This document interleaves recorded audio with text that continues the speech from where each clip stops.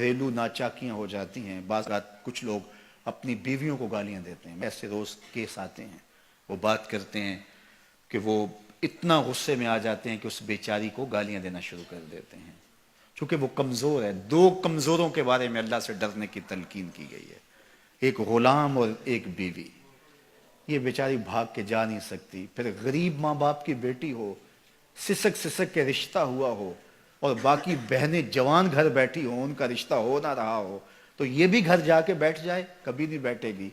گالیاں سہلے گی, خون کے گھونٹ پی لے گی, لیکن کچھ نہیں بولے گی آگے سے. اور تو فرعون بن گیا ہے, تو حامان بن گیا ہے, تو ظالم بن گیا ہے. تیرے پاس ہے کیا؟ بس شوہر ہونے کا تجھے ناز اور غرور ہے کہ میں مرد ہوں. یہ تیری مردانگی نہیں ہے کہ تو گالیاں بک رہا ہے. تیری مردانگی یہ ہوتی کہ تو محبت سے جیت لیتا اسے, تیرے گھر میں اسے آسودگی ملتی, بہار ملتی, قرار ملتا, تسکین پہنچتی. تو کمزوروں کو, بعض مزدوروں کو گالیاں دے رہے ہوتے ہیں, اپنے ماتحتوں کو گالیاں دے رہے ہوتے ہیں, اپنے مخالفین کے لیے زبانیں اتنی لمبی ہو جاتی ہیں کہ العیاذ باللہ.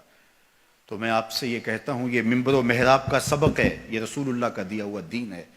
یہ منافقوں کی علامات میں سے ایک علامت ہے, جب وہ لڑتا ہے تو گالیاں بکتا ہے, جھوٹ بولتا ہے, امانت میں خیانت کرتا ہے, اور عہد کرے تو اس کی پاسبانی نہیں کرتا. اللہ ہمیں عہد کی پاسبانی کی توفیق دے. اللہ ہمیں اس بات کی توفیق دے کہ ہم کسی کی امانت کے امانت دار ٹھہرائے جائیں تو پھر اس امانت کو ادا کریں. اللہ اس کی ہمیں توفیق دے کہ جب ہم کسی منصب پہ ہوں, ہمیں اس منصب کے تقاضوں کو پورا کرنے کی توفیقات سے نوازا جائے.